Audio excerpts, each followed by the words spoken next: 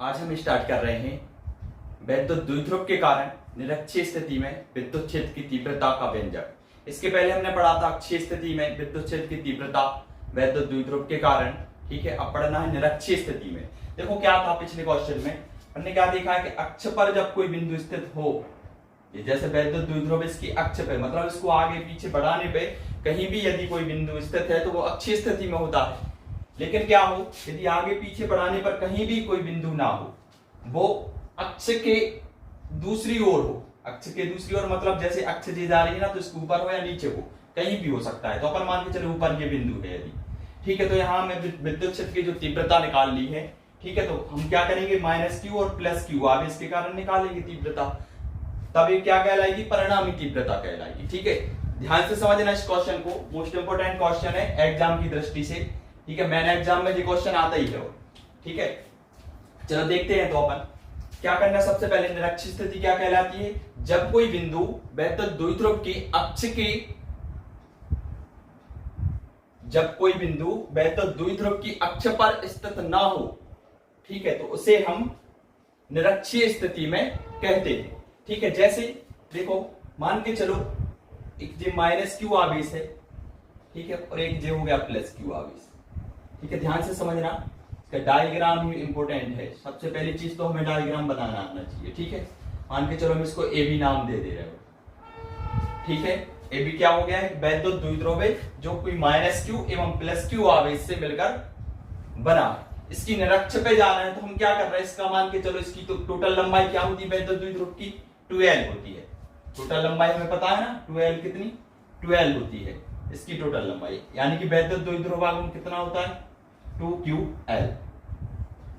सही होता ना। ठीक है, चलो खैर देखो, अभी तो यहाँ पे हम मान के चल रहे क्या है, इसका जो मध्य बिंदु है वैद्युत द्विध्रुव का बिंदु O, तब क्या होगा जी, L और L में डिवाइड हो जाएगा। ठीक है, 2l होती है जो, वो क्या हो रही है, L और L में डिवाइड हो जाएगा क्योंकि ये मध्य बिंदु है। ठीक है, अब हम क्या कर रहे हैं, मान के चलो इससे r दूरी पर बिंदु O से, कहां से, वैद्युत द्विध्रुव के केंद्र O से r दूरी पर कोई बिंदु P स्थित है। क्या मानना है, बिंदु P स्थित है, कितनी दूरी पे है, r दूरी पर। चलो हम यहाँ r बनाया दे रहे, कितनी दूरी पे है जी, r दूरी पर कोई बिंदु P स्थित है, जिस पर हमें परिणामी तीव्रता ज्ञात करनी है। ठीक है ना। चलो देखो, तो अब ये है प्लस क्यू आवेश। सबसे पहली चीज, एक चीज और याद रखना, इसमें जो डायग्राम है उसको ध्यान से देखना और समझना, उसकी प्रैक्टिस भी करना कैसे बनना है। ठीक है, जो डायग्राम है वो मोस्ट इंपोर्टेंट है। ठीक है, कोई भी क्वेश्चन के लिए, कोई भी डेरिवेशन हो उसके लिए जो डायग्राम होता है इंपोर्टेंट ही होता है, क्योंकि यदि डायग्राम गलत बनाया है तो उस पर नंबर नहीं मिलते हैं। ठीक है, तो पहली चीज हमें क्या याद रखना कि डायग्राम अच्छा होना चाहिए, स्पष्ट दिखना चाहिए और अच्छे से बनाना है उसको। ठीक है, क्योंकि डायग्राम यदि हम पे बनाना आ गया, ठीक है, तो डायग्राम के द्वारा हमारा आधा सा क्वेश्चन सॉल्व हो जाता है। ठीक है, यदि डायग्राम गलत है तो क्वेश्चन भी सॉल्व नहीं कर सकते थे। ठीक है, तो देखो हम क्या कर रहे हैं, सबसे पहले हमने क्या किया, प्लस क्यू आवेश के कारण बिंदु P पर तीव्रता, बिंदु P पर तीव्रता हमें पता है क्या होगी, प्रतिकर्षण होगा। क्या होगा, प्रतिकर्षण। प्लस क्यू आवेश के कारण क्या होता है, प्रतिकर्षण, यानी तीव्रता ऐसी होगी, तो हम इसको E1 मान ले रहे थे, E1 है तीव्रता। ठीक है ना, प्लस क्यू आवेश के कारण तीव्रता क्या होती है, प्रतिकर्षण, इसलिए P से थोड़ी और दूर को ले जा रहे हैं। ठीक है, क्योंकि प्रतिकर्षण हुआ। और माइनस क्यू के कारण तीव्रता क्या होगी बिंदु P पर, कैसी होगी, इस स्थिति में होगी, क्योंकि हमें पता है जी क्या करता है, आकर्षण करता है, आकर्षित करता है माइनस क्यू। ठीक है, तो इसमें क्या होगा, ये खींचेगा तो कहां होगी, नीचे की ओर होगी तीव्रता, इसको हम मानना है E2। ठीक है ना, तो हम थोड़ा सा 11वीं क्लास में जा रहे हैं। ठीक है, हमने 11वीं क्लास में क्या पढ़ा था कि जब दो तीव्रताएं या बल, उधर हमने बल पढ़ा था। ठीक है, अगर दो बल विपरीत दिशा में हो तो उनके घटक बन जाते हैं। तो सेम जे तीव्रता भी तो एक प्रकार से बल ही है, तीव्रता मतलब बल ही है एक प्रकार से। ठीक है, तो हम देख रहे हैं एक बल इस तरफ लग रहा है और एक बल इस तरफ लग रहा है। ठीक है, तो दोनों बल लग रहे हैं तो इनके घटक बनेंगे। ठीक है, तो देखो E1 के जो घटक, सबसे पहली चीज हमें यहां मानना है कि कितने के थीटा कोण पे है जी। ठीक है, और जे भी हम कितने थीटा कोण पे मानना है इसको कि जी थीटा कोण पे। ठीक है, दोनों सेम होंगे। ठीक है, अब ध्यान दो, E1 के कारण दो तीव्रताएं होंगी, कौन कौन सी होंगी, एक तो देखो ऊर्ध्वाधर होगी, ऊर्ध्वाधर जो तीव्रता होगी क्या होगी, E1 sin थीटा, ठीक है ना। और इसकी एक क्षैतिज घटक होगा, E1 की दो घटक होंगे, कौन कौन से, E1 sin थीटा ऊर्ध्वाधर घटक और E1 cos थीटा क्या होगा, क्षैतिज घटक। अच्छा चलो देखें अपन, देखो ये तो एक सीधी लाइन जा रही, सीधी लाइन पे क्या है, ये एक जे वाली लाइन और जे वाली क्या होंगी, दोनों समांतर होंगी, तो जे संगत कोण के रूल से क्या हो गया, जे भी थीटा बनना चाहिए, तभी तो हम यहाँ पे कॉस लिख रहे हैं, ठीक है ना। कॉस क्यों लिखा हमने, कॉस थीटा, मतलब जहां पे थीटा हो उस तरफ क्या होता है, कॉस होता है हमेशा, ठीक है, ये थीटा है, ठीक है ना। अब ध्यान दो एक मिनट, अब सेम कंडीशन E2 के साथ भी बनेगी, इसके भी तो दो घटक बनेंगे समकोणिक घटक, ठीक है ना। तो E2 के दो समकोणिक घटक कौन कौन से बनेंगे, एक तो देखो जब हम देख रहे हैं कि जे वाली भी एक सीधी लाइन और जे भी है, मतलब दोनों कैसी हैं, समांतर रेखाएं होंगी, समांतर रेखा तो एक जेड आकृति बना रहे, तो संगत कोण सॉरी एकांतर कोण क्या होंगे, इसका भी जे थीटा है तो जे भी क्या होना चाहिए, थीटा होना चाहिए, ठीक है, जे वाला थीटा है तो जे भी थीटा होगा। हमें पता है जिस तरफ थीटा होता है वो क्या होता है, कॉस होता है, यानी काय की है जी, E2 की, तो कितने हो गया, E2 cos थीटा हो जाएगी। और इसका एक और समकोणिक घटक कैसा बनेगा, जे बनना ना समकोण, देखो यहां से यहां तक, ठीक है, इसके बीच में से जे है तीव्रता, तो जे वाला कितना हो जाएगा इस तरफ, E2 sin थीटा क्या हो जाएगा, E2 sin थीटा हो जाएगा, ठीक है। चित्र समझ में आया, सबसे पहली चीज तो चित्र की प्रैक्टिस करना, इसको अच्छे से समझना है, और ठीक है ना।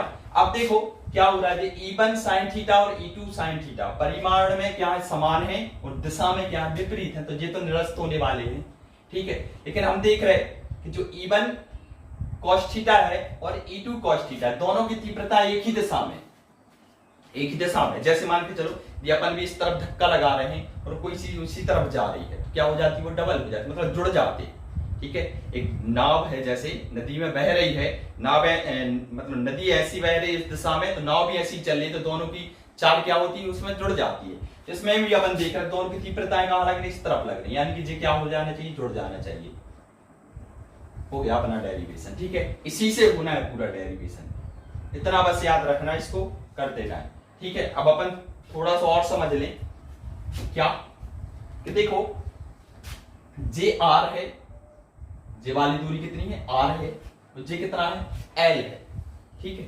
मुझे क्या बनना है, यहाँ पर समकोण बनना, तो देखो ऐसी आकृति बन रही है एक त्रिभुज के रूप में, ऐसी आकृति, जे क्या है इधर पे, एल है, और जे क्या है इधर, थीटा है, ठीक है ना, और जे क्या है इधर पे, ये कितनी मानी थी अपन ने, आर मानी है, ठीक है ना।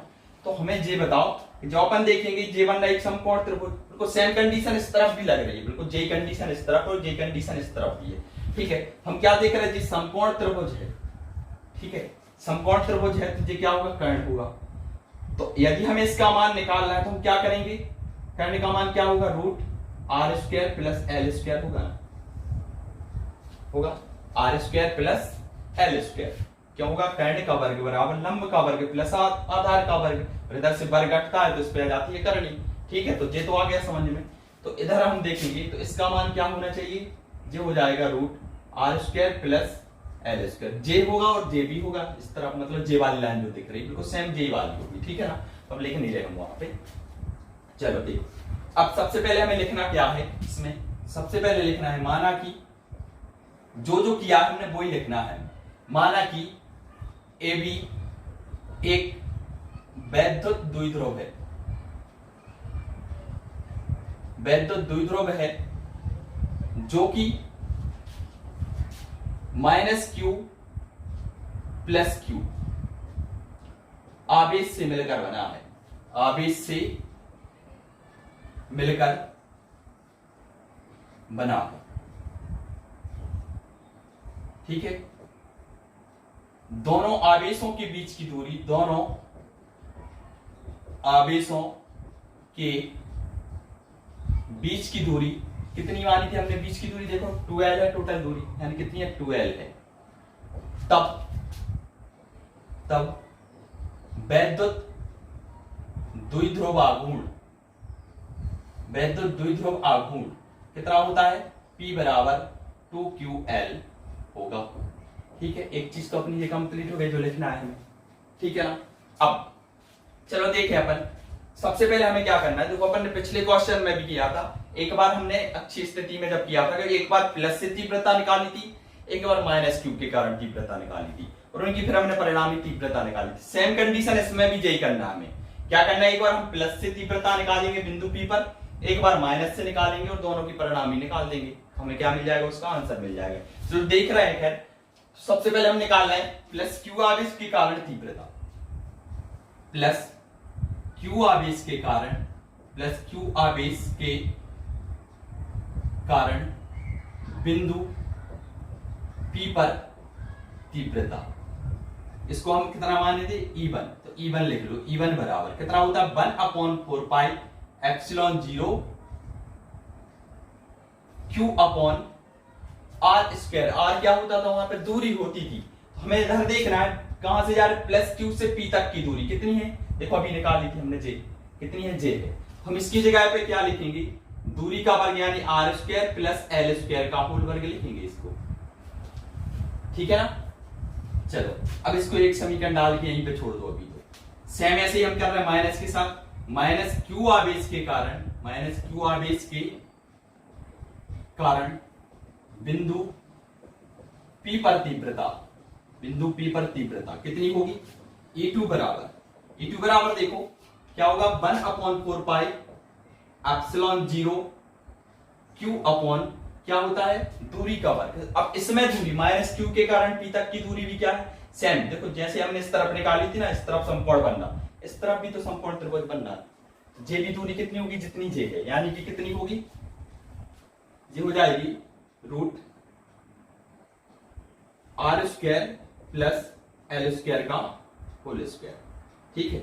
इसको एक काम करना, एक स्टेप और बढ़ा लेना इसको, E2 बराबर यहां निकाल दे रहे हैं, E1 बराबर कितना हो जाएगा, E1 बराबर, इसको एक स्टेप और कर रहा है, 1/4 पाई एप्सिलॉन 0 Q अपॉन, देखो रूट से जो ये 2 की पावर है और रूट है, ये आपस में क्या हो गया, कैंसिल हो गया, यानी कितना बचा है यहाँ पे, R square plus L square, L square था यहाँ पे, ठीक है ना, R square plus L square बचेगा केवल, ठीक है। इसको डालना समीकरण में, इसको भी ऐसे सेम सॉल्व कर लो। E2 बराबर कितना हो जाएगा, 1/4 pi epsilon 0 Q upon R square plus L square, root हट जाएगा और यहां से 2 भी हट जाएंगे, 2 की पावर भी हट जाएगी, ठीक है ना। जे आ गया अपने पास समीकरण नंबर 2।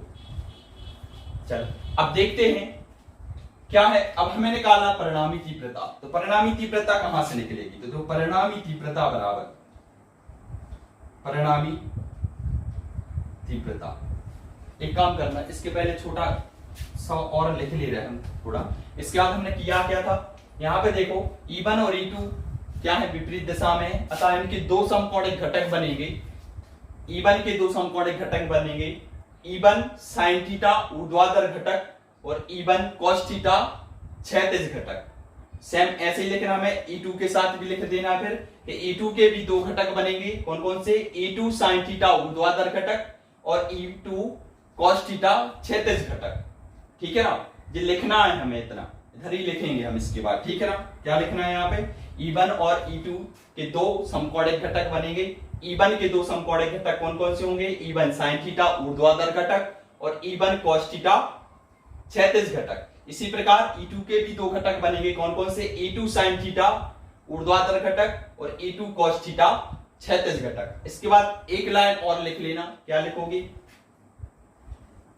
E1 sin थीटा और E2 sin थीटा परिमाण में समान है, परिमाण में समान है किंतु दिशा में विपरीत है, इसलिए आपस में निरस्त हो जाएंगे। एवं E1 cos थीटा और E2 cos थीटा परिमाण में समान एवं दिशा में भी समान है, अतः आपस में क्या हो जाएंगे, जुड़ जाएंगे, ठीक है। अतः परिणामी तीव्रता, इसके बाद लिखना है हमें, अतः परिणामी तीव्रता, अतः परिणामी तीव्रता कितनी हो जाएगी, E बराबर E1 cos theta plus E2 cos theta, ये परिणामी तीव्रता हो जाएगी। दोनों जुड़ रहे हैं, इसी से निकलेगी परिणामी तीव्रता, ठीक है ना। कितना हो जाएगा, E बराबर देखो E1 cos थीटा, सबसे पहले हम क्या कर रहे हैं, cos थीटा दोनों में तो कॉमन निकाल दे रहे हैं, E1 प्लस E2 हमने कॉमन निकाल दिया, कितना है, cos थीटा को, ठीक है। जो हमने बताया है यहाँ पे वो लिखना जरूरी है, ठीक है, वो लिखना ही है ठीक है, एक बार और बोल दे रहे हैं हम, जिनको नहीं आया हो समझ। क्या करना है हमें, देखो सबसे पहली चीज समझ लो चित्र को एक बार, और कि E1 और E2 के दो समकोणिक घटक बन रहे हैं। E1 के कौन कौन से, E1 sin थीटा और E1 cos थीटा, जे ऊर्ध्वाधर है और जे क्षैतिज है, ये लिख देना। इसी प्रकार E2 के भी कितने बन रहे हैं, दो घटक बन रहे हैं, E2 sin थीटा ऊर्ध्वाधर घटक और E2 cos थीटा क्षैतिज घटक। ठीक है ना, ये दोनों घटक देख रहे हैं दिशा में कैसे विपरीत है, तो ये निरस्त हो जाएंगे आपस में, और ये दोनों अपन देख रहे हैं दिशा में कैसे समान है, इसलिए आपस में जुड़ जाएंगे। ठीक है, इसलिए हम इनको जोड़ दिया, और यहीं से हमारी क्या निकलेगी, परिणामी तीव्रता निकलेगी। ठीक है, कितना हो जाएगा, E1 cos theta plus E2 cos theta, E1 plus E2 और cos थीटा को हमने कॉमन ले लिया। चलो देखो, E1 का मान अपने पास है और E2 का मान भी है, समीकरण 1 और 2 में। देखो सीधा ही सीधा है, कितना था इसका, 1/4πε0 Q upon R square plus L square, और इसका भी बिल्कुल सेम यही था मान।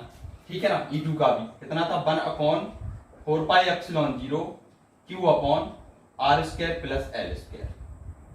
ठीक है, और बाहर कितने लिखे थे, cos थीटा, तो अभी हम cos थीटा लिख रहे हैं इसको, तो ठीक है ना, ये तो हो गया cos थीटा लिख दिया हमने, इसको साफ कर दें। अब देखो E बराबर कितना हो जाएगा, E बराबर हो जाएगा, देखो एक बार कोई चीज दो बार है, यदि एक बार जे है एक बार जे है, तो क्या होती है, जुड़ जाती।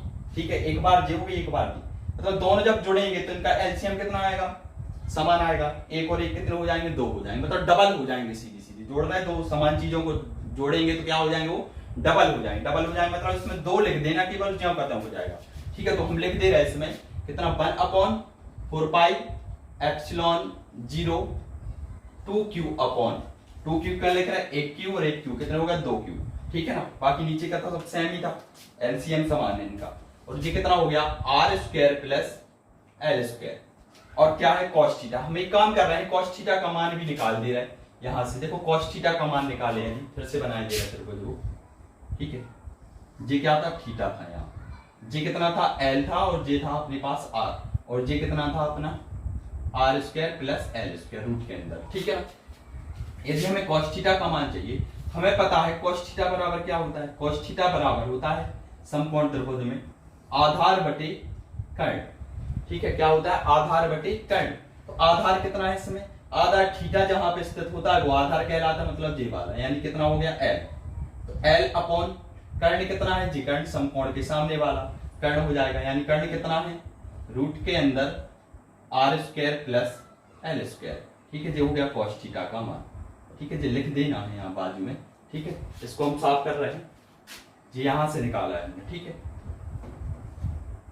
चलो ठीक है, तो हम इसको cos थीटा की जगह पे उसका मान रख रहे हैं, कितना है, L upon root R square plus L square. कहां से आया, समकोण त्रिभुज से हमने निकाल लिया उसका। ये तो बन गया 2QL, ऊपर E बराबर आ जाएगा जी कितना, 1/4πε0 2QL बन गया ना। नीचे देखो ये सेम चीज है, यदि हम इसको चाहे तो कैसा लिख सकते हैं, R square plus L square के ऊपर 1/2 की घात लिख सकते हैं, बिल्कुल लिख सकते हैं, करणी का मतलब 1/2 की घात। इसके ऊपर कुछ कोई पावर नहीं है, मतलब कितने की होती है, एक की तो होती है पावर।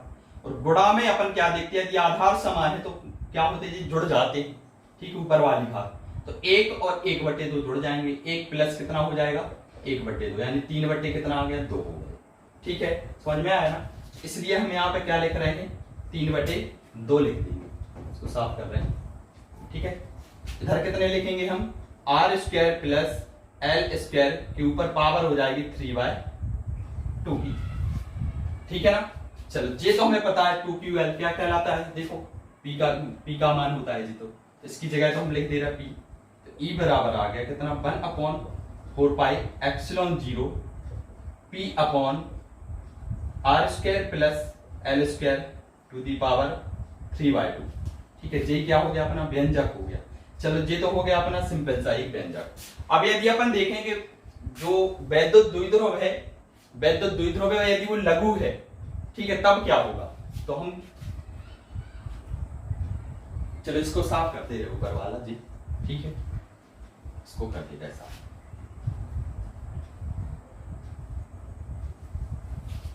क्या लिखेंगे, लघु